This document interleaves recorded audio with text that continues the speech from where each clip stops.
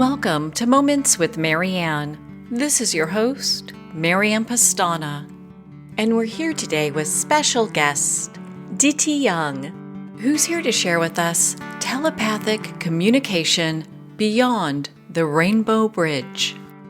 So if you follow me on social media, you know it was about a year ago today that my beloved dog Ellie crossed the Rainbow Bridge, and it was such a heartbreaking decision. Afterwards, I kept asking myself if I had made the right choice, knowing deep in my heart that I had. Today, Ditte Young, telepathic animal communicator, is going to do a rare live communication with us, with Ellie's spirit in heaven, and talk with us about what heaven for our beloved pets look like. So many of you know Ditte. She's been on the show before. She's an internationally renowned telepath, licensed therapist, animal communicator, clairvoyant, intuitive coach, and best-selling author who has dedicated her life to expanding human understanding of consciousness, connection, and communication, both seen and unseen. And she has been featured everywhere. She's been featured on the Telepathy tapes, Netflix, TEDx, The Money Heist, and MTV Radio. Born with a rare sensitivity to the spirit world, Ditte possesses a unique ability to practice telepathy with remarkable speed and clarity. She's taught her methods to thousands of people around the world, helping individuals connect more deeply with themselves, their children, and their animals. Through her books and global work, Ditte continues to empower others to trust their intuition, understand behavior on a deeper level, and live more connected, authentic lives. So welcome to the show, Ditte Young. Thank you. Thank you for having me. Well, what an honor it is to have you here and just to not only talk about your book, but go through this very profound experience that you're going to share with us.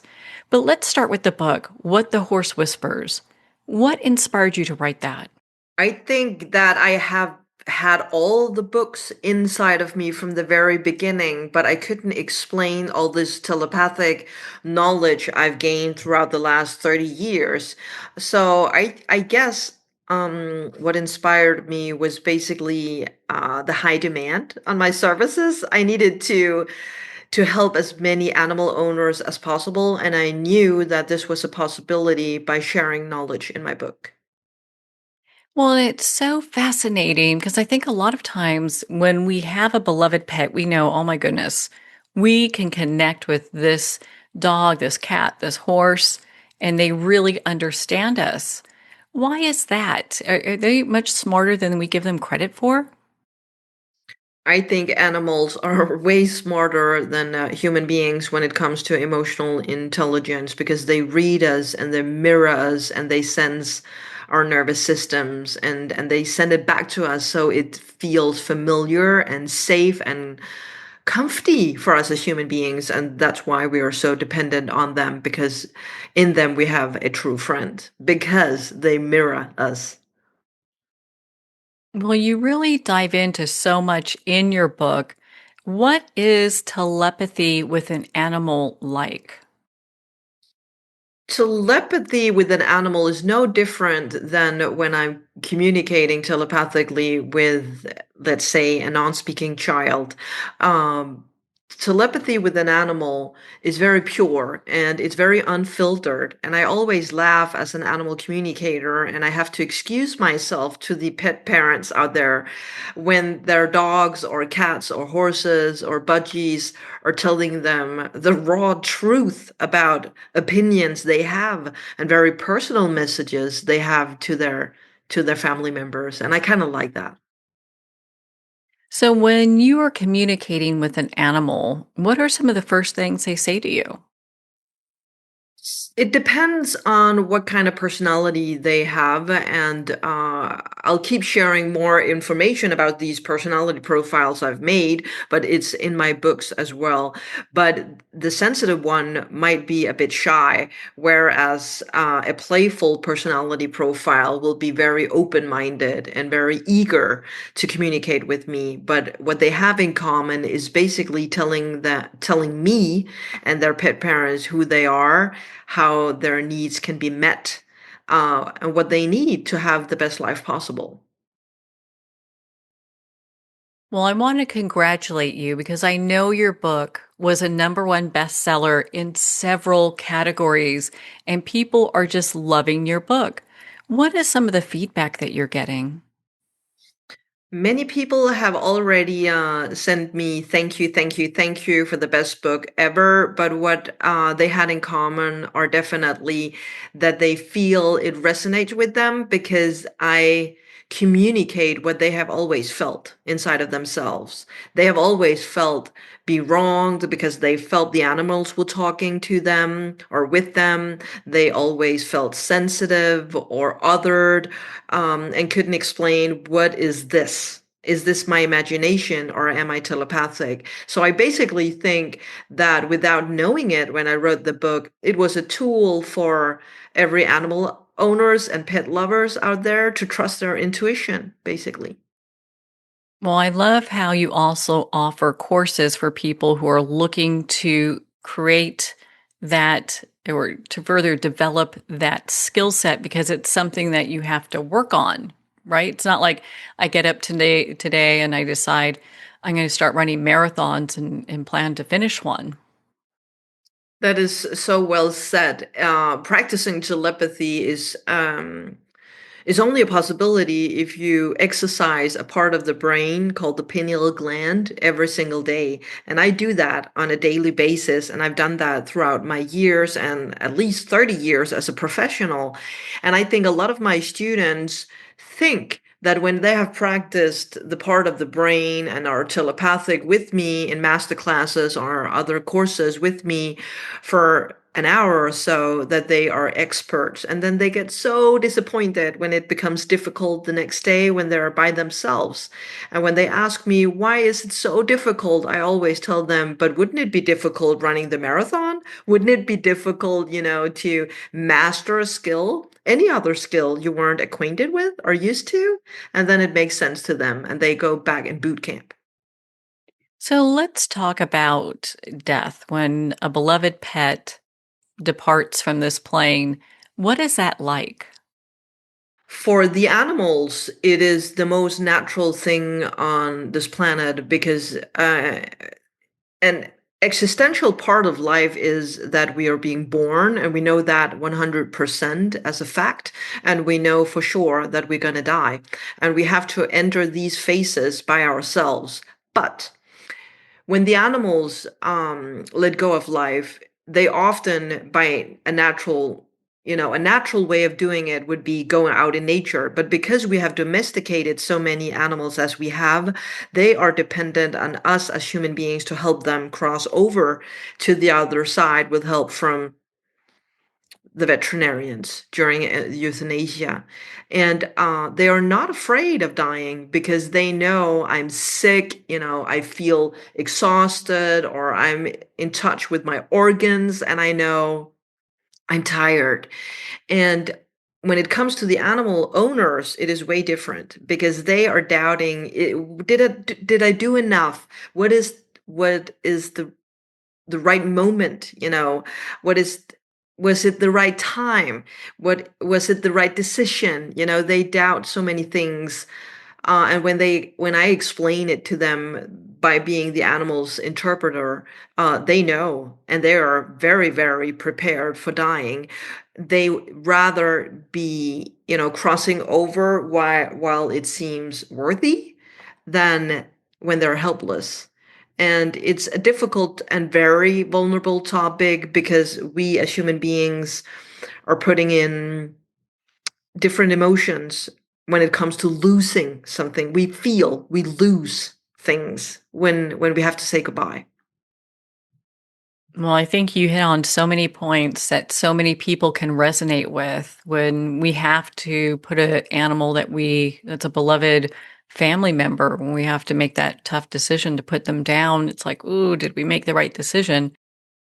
So, you're going to do a very special reading today for my beloved dog, Ellie, who has passed. And I have to tell you, I'm so grateful for this.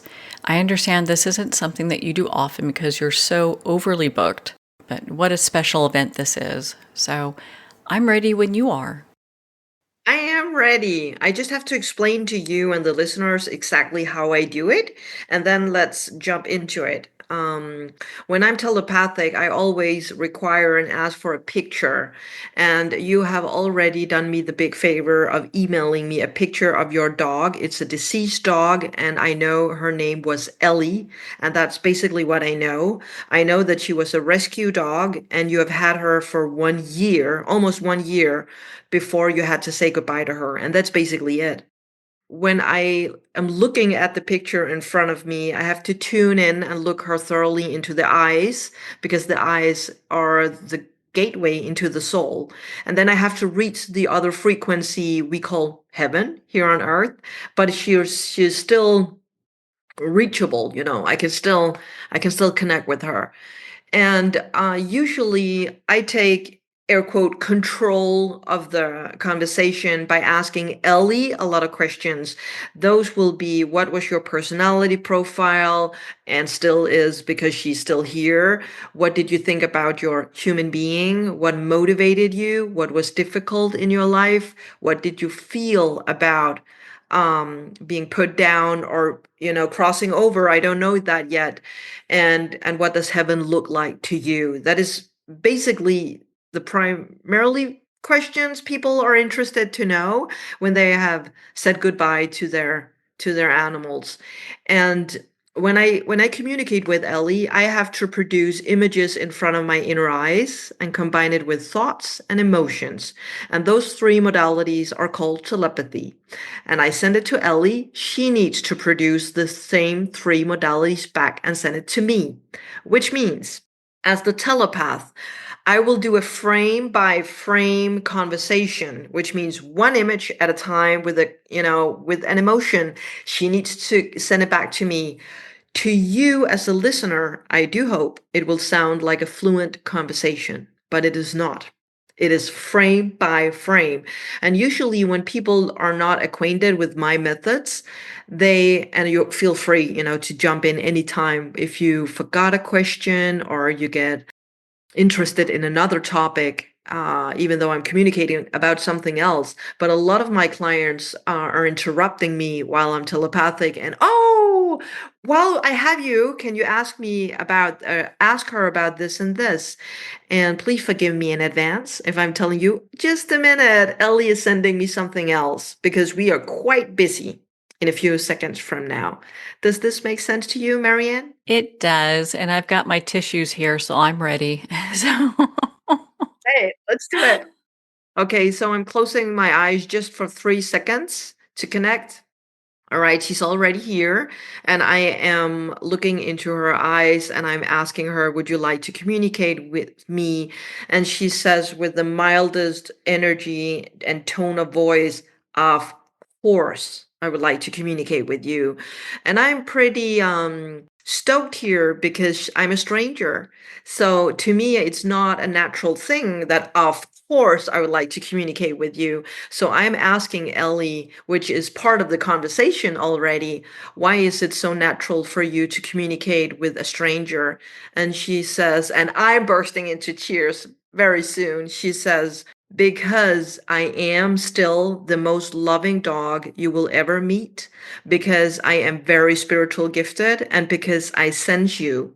And sensing you is sensing Ditte, me, the animal telepath. And she says, I always knew I was selective. I knew what kind of people I was comfortable with and who I would refuse being around. And it was especially people that were unpredictable in my world, which means fast movements or children or, everything with unsteady hands or unsteady movements were a big problem for Ellie when she was alive. And she definitely can tell on me that I'm predictable. Does this resonate with you, Marianne? It does. She's my sweet little girl. So I'm asking her, would you like to show me your personality profiles? And I have them in my books.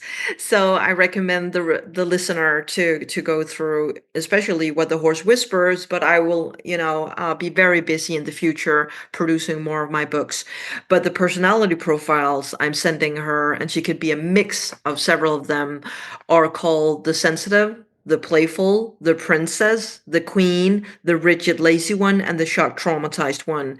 And when I'm sending her the 6 profiles and I'm asking her, do you recognize yourself in any of these profiles? She says, yes, I recognize myself in the sensitive, queen, and shock traumatized. Those are 3 profiles out of 6. And I'm asking her to elaborate on those 3 profiles she just picked out. And she says, sensitive, I've already told you about my sensitivity. I needed stability. I needed steady hands. I needed to be psychologically or mentally prepared for anything because I wanted to protect my person and my person that is you, Marianne. I wanted to be a protector. I wasn't a scared dog, but I was a sensitive dog. And that was way different because if it was knocking on the door or, people were coming and I heard them, I would watch out for my mom and I would protect her. And that's not a scared dog. I wasn't afraid of people coming in. I would rather make noises and tell them, I'm here, I'm here, she says. And this is barking, right? Or howling. I can hear a howl as well in my inner ear. So sensitivity is more about I sense everything and I'm very intelligent. Does this resonate, Marianne? It completely does. She was mostly a quiet dog unless someone knocked at the door, then she went nuts. Okay, good. Thank you.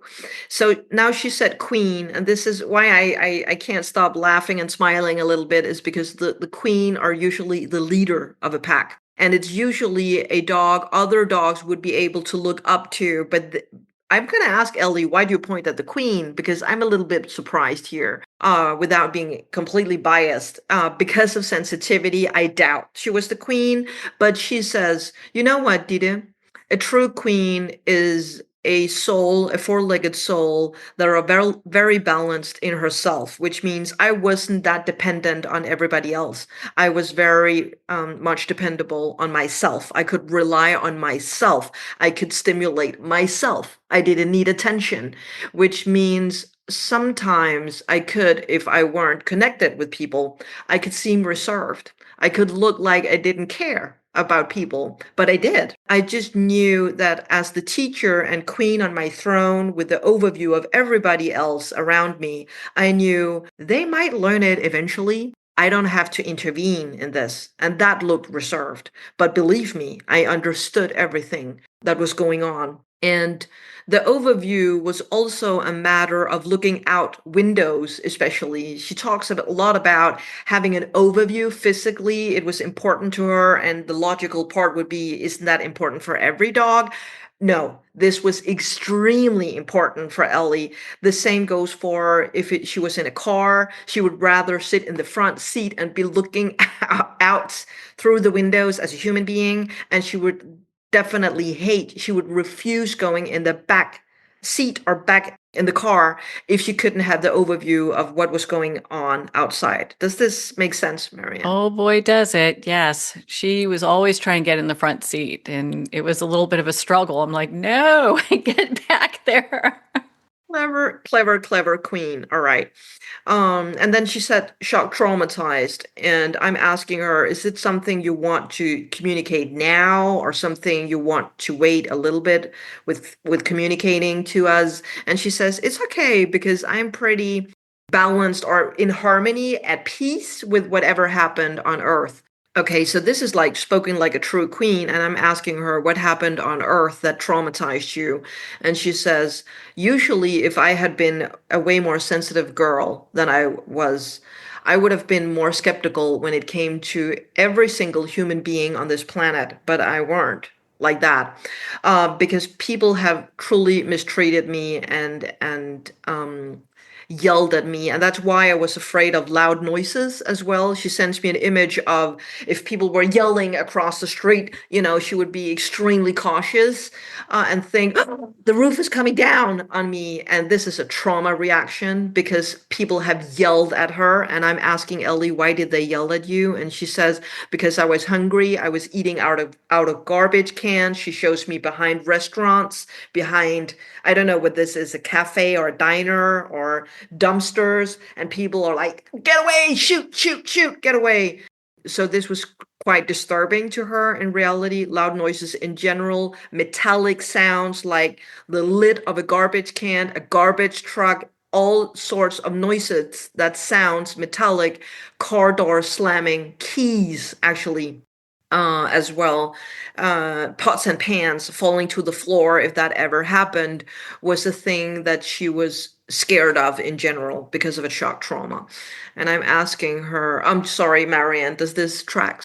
I believe I understand some of it because she was only with me for a year, but I understand some of it because it took me quite a long time to be able to get her. And a lot of it had to do with cars and all sorts of other noises that were coming by. I had to find other ways to get close. All right, yeah. Because usually when she thought she was safe, another human being would ask her to leave or yell at her, and then she felt unsafe in a situation that should have been the most logical thing in the world. She should have been safe. Like eating should have been a natural thing for her because she's a dog. All right, I'm asking her, is there anything else you would like to share? And she says, I would like to tell everyone on this planet while I have the chance to share this, and I'll talk about my owner, my mom, Marianne, in a short while. But I would like to tell people on this planet that you're very, very lucky because each and every single person are chosen.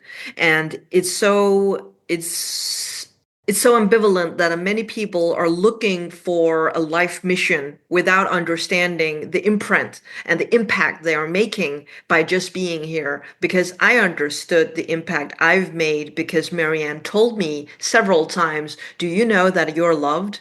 Do you understand how thankful I am that you are here? So I understood that. All the sentences you have told her about being thankful and thankful for having her choose you, actually, was understood by her. Are you okay, Marianne? Oh yeah, I told you I had my Kleenex here and I'm crying because it's true. She is a very, very sweet dog and I loved her very much.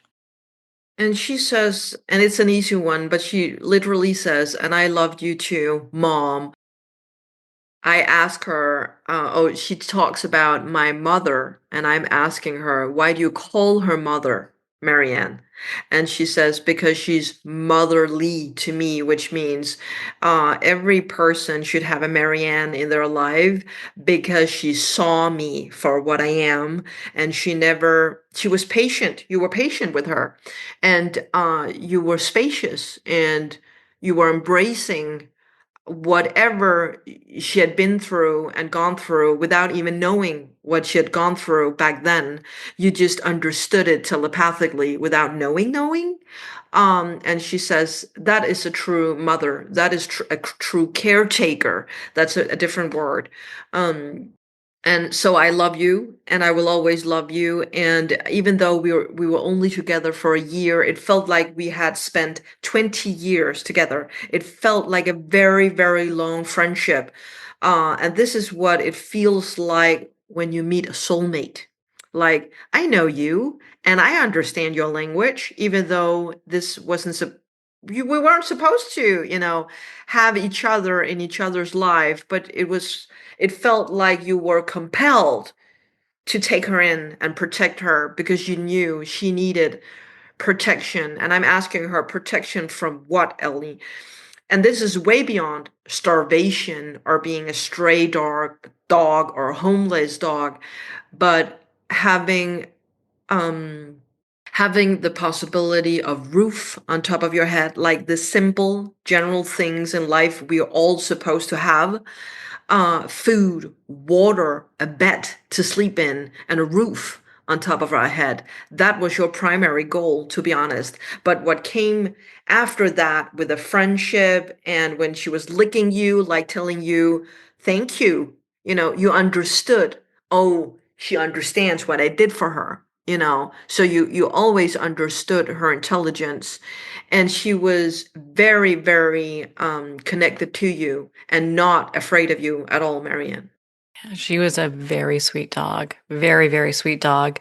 And I could tell that she was a queen too because I had all the outfits for her because, she was a short haired dog. She's a pit bull mix. So they have like no hair. All right, so she talks about now you were mentioning equipment, and she talks about harnesses and having a leash on, and she tells me it was difficult to be on a leash because she felt so restrained, but it wasn't because she didn't want to be connected with you. And she tells me I would never have been a runaway dog. I would always have come back to Marianne, always. And in those moments where you had to unleash her, you witnessed it every single time you could call her back to you. She was very, very loyal. Does this make sense to you, Marianne? It does, even when she backed out of her leash, which she did several times. And it freaked me out because I was like, oh my God. But no, she just stood there and let me put it back on so that we kept going for our walk. What a clever girl. And she always came back to you. All right. So she had been through a lot, and she's been through a lot with people in general, yelling at her, shouting at her, etc. She found the best home with you and felt very comfortable and safe. And that's the most important thing. So I'm asking her, do you have any messages to Marianne before I'm going to ask you about heaven and what it looks like over there? Yeah, she talks about her past, and she talks about it wasn't as bad as you think it was.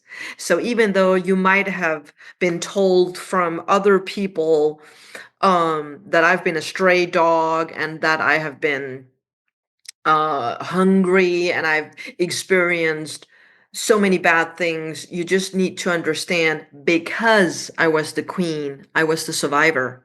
It would have been way different if I would only have been a sensitive girl. But because I had such a strong character and such a strong personality profile, I was a survivor and I understood and I bared with many of the people I met that they weren't treating me very nicely. They weren't treating me well. Um, they they told me, some of my owners told me that I wasn't equipped as a guardian dog. Like, you failed, you stupid dog, you failed. And the images she shows me would be usually if somebody, as you said, Marianne, would knock on the door, she would bark and she would protect the home. But because she shows me a house where people are coming in and out constantly, there's such a traffic, it's so hectic in there, she stopped barking. She kind of gave up.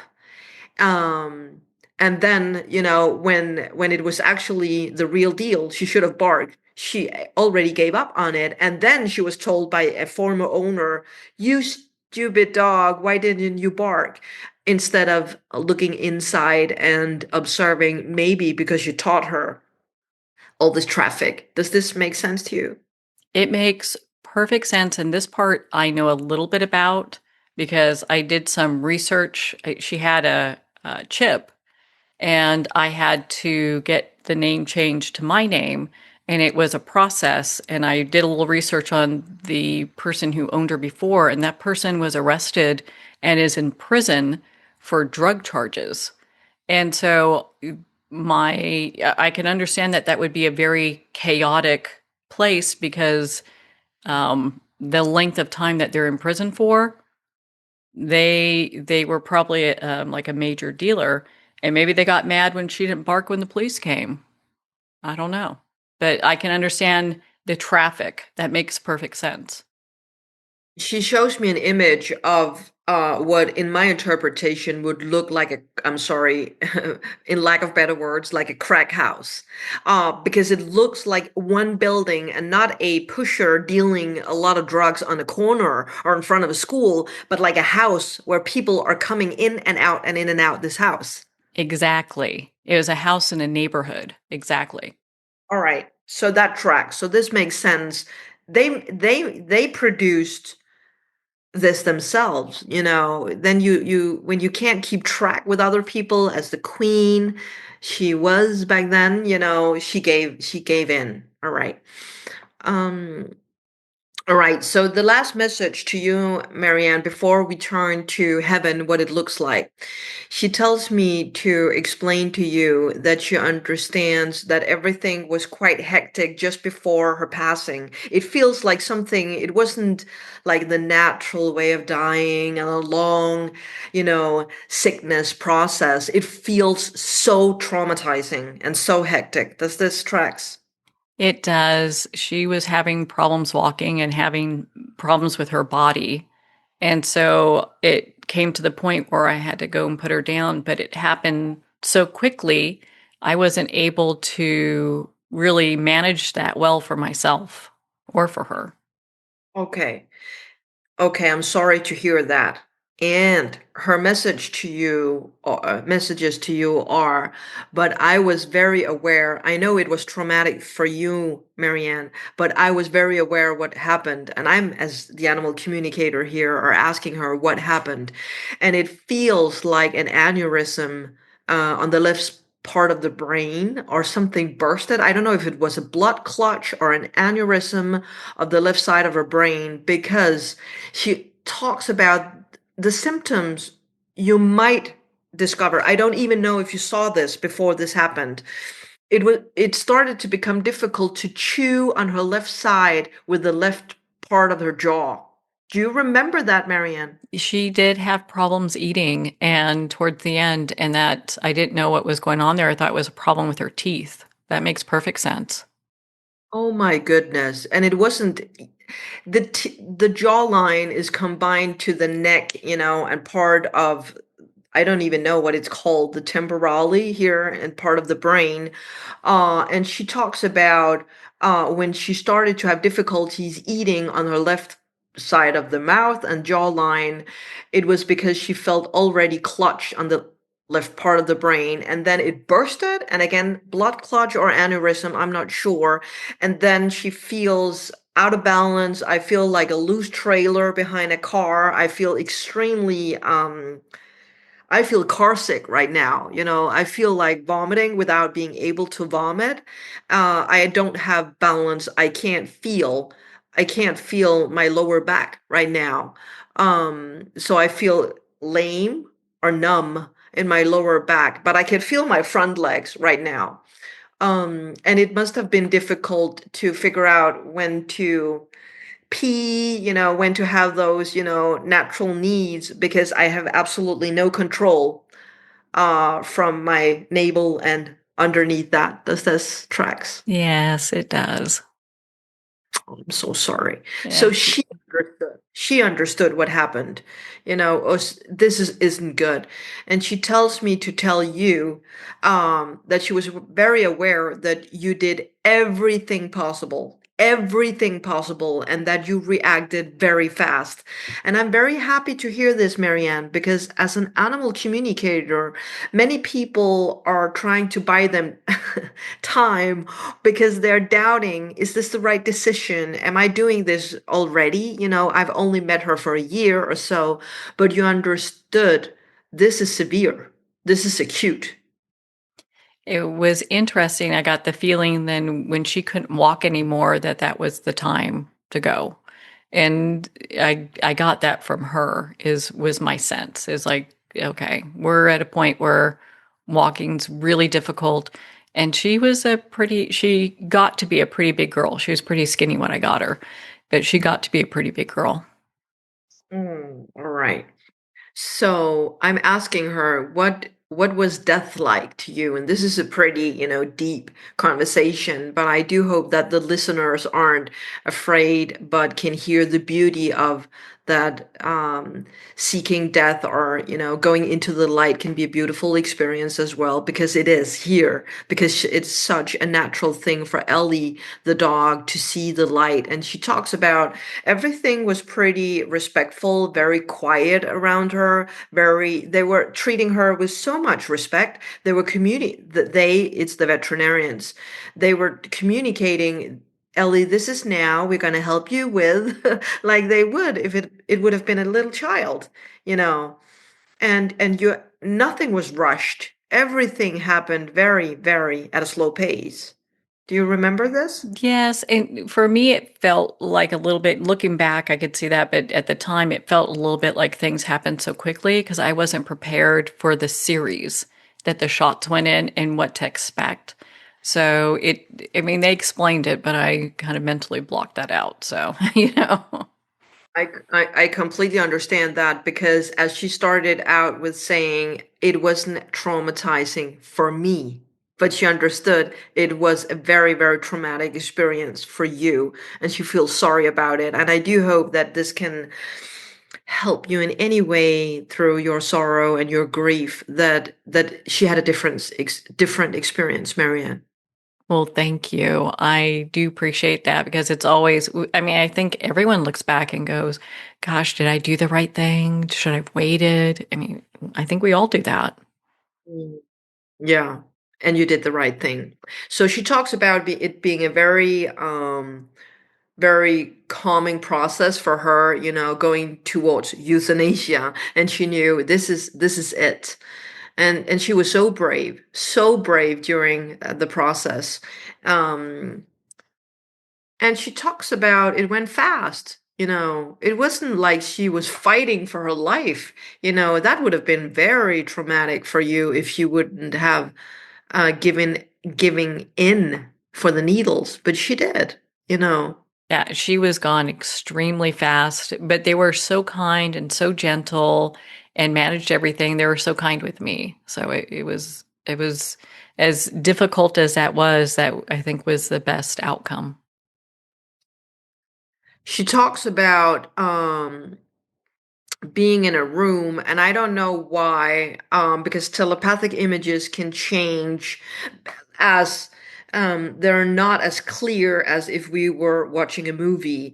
Like I told you, the crack house might as well not look like the crack house I saw. And the same thing goes for this image she sends me now. She sends me an image that I don't know why it feels like one of the walls were almost black or dark blue, like very, very dark.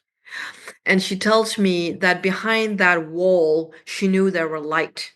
And I don't know, I'm asking her, is it another room or was it heaven you saw? And she says both, which means if you could step out in front of the room and meet, the hallway or the lobby, and you could go behind the room, and then you would go into surgery rooms or, other rooms behind this room.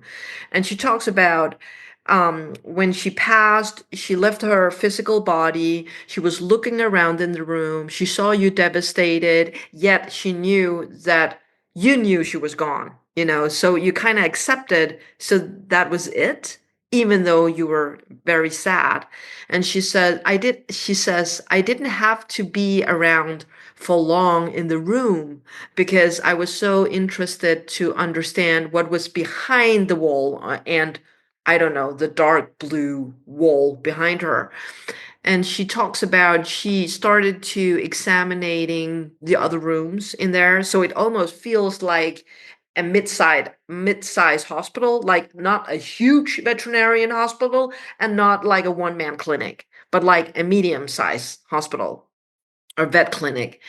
And she talks about she saw other animals and she healed them. And she talks about, because I was the queen, I was trying to convince them to calm down and be quiet, because you could hear other dogs bark uh to the left of where you were. Do you remember this, Marianne? There were noises coming from the left side of this room. Yes, there is, and there's a dark blue wall that they have pictures on as well. That there's this dark blue wall. People will send them pictures of their animals and thanking the veterinary clinic. It is a medium clinic, and they have it all posted on this dark blue wall. Behind that is where they have like a surgery center, and they take animals in to go ahead and prepare for whatever kind of procedures they're going to have. Okay, thank you for clarifying this. I always get surprised when all these images are real because I know they could look different when I'm a telepath. So thank you. And then she talks about I was kind of sending them healing before I had to leave, and I never looked back. I just kept moving forward. And she talks about you remember, Marianne, when you and I were walking, I always had an eye on you without looking back. I always knew your whereabouts, even though it looked like I was just straight ahead. But I always knew. I could always orientate where you were in my perimeter around me. And this is spoken like a true queen again. She knew that you would follow in her, air quote, small footsteps or doggy footsteps. Yes, she was very good about that. She might be a little bit in front of me or laying down in front, but she was very aware of where if I moved, even twitched, she'd turn around and look at me. Exactly. All right. So I never had to look back. I just moved forward towards the light. And when I saw the light, I just kept moving into the light. I'm asking her, were you flying? Was it telekinetic? How did you do that? Because it has my interest as well. And she says, you don't have a physical body, even though those images I'm sending to you, Ditte, right now, and Marianne, is me having a dog physical body.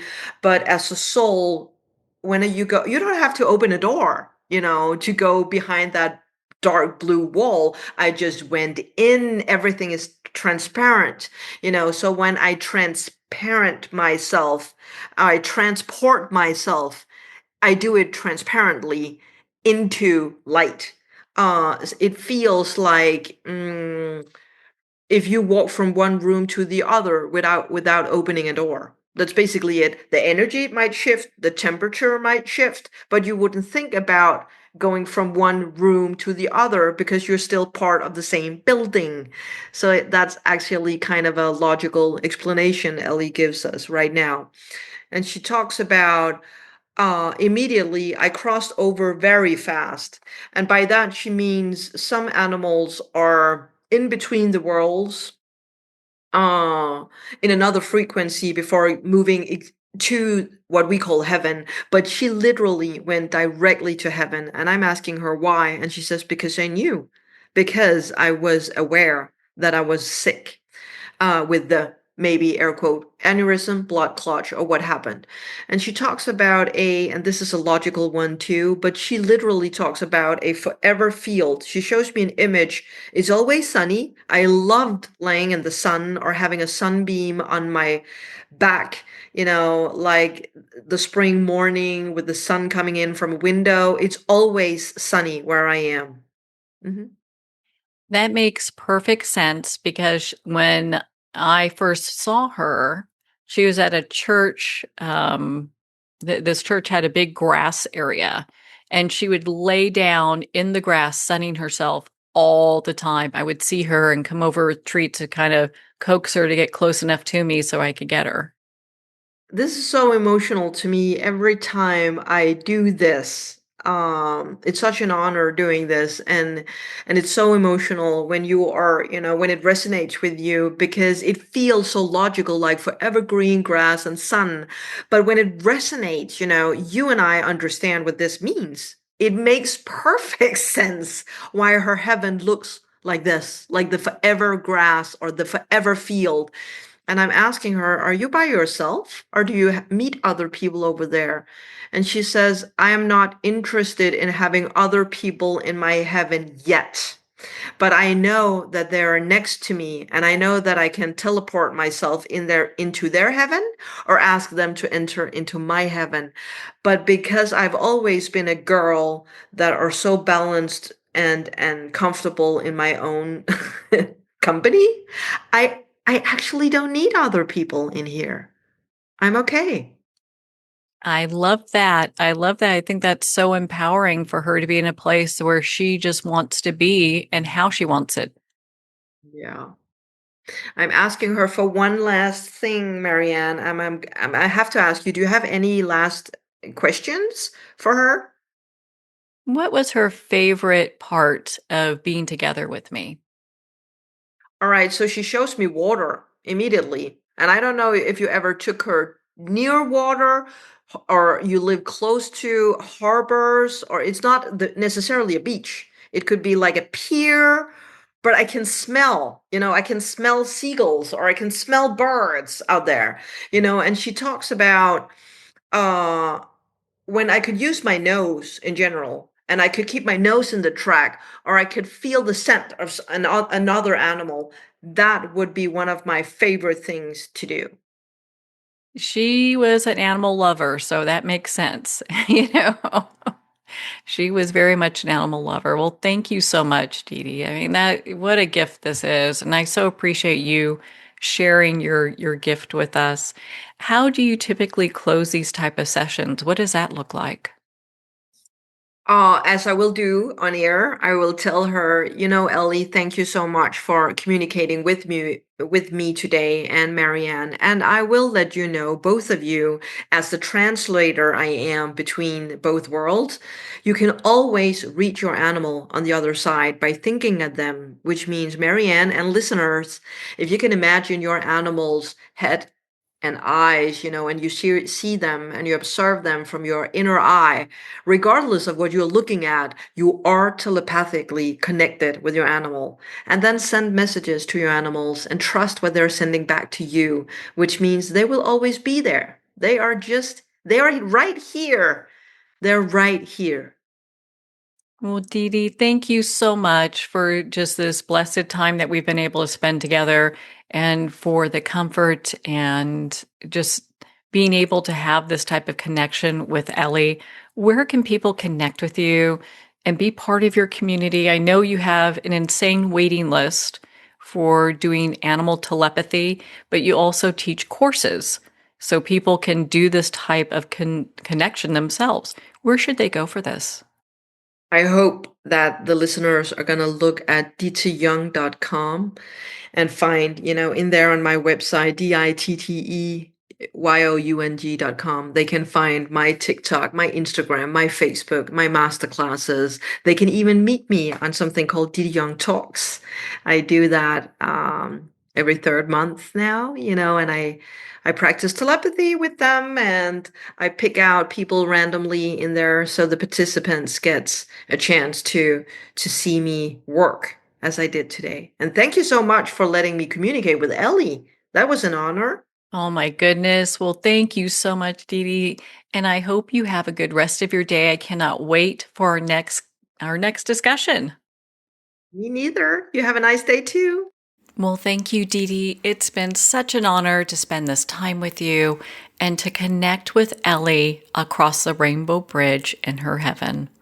I can't tell you how much I appreciate this time we've spent together.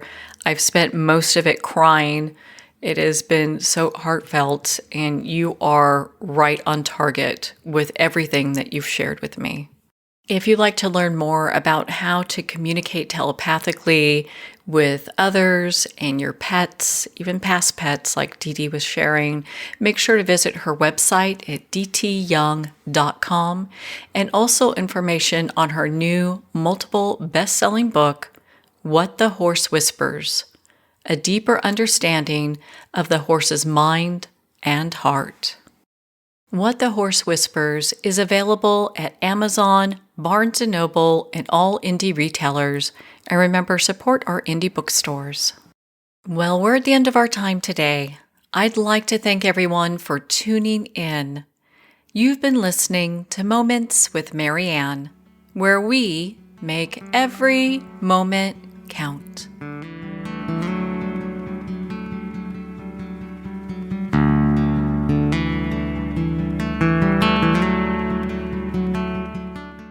In a single moment, your life can change. Moments with Marianne is a transformative hour that covers an endless array of topics with the best of the best. Her guests are leaders in their fields, ranging from inspirational authors, top industry leaders, and business and spiritual entrepreneurs. Each guest is gifted and a true visionary, a recognized leader in her own work, and while teaching others to develop, refocus, and grow, Marianne will bring the best guest and sometimes a special surprise. Don't miss this. You never know just which moment will change your life forever. Make sure to tune in and visit momentswithmarianne.com for more information.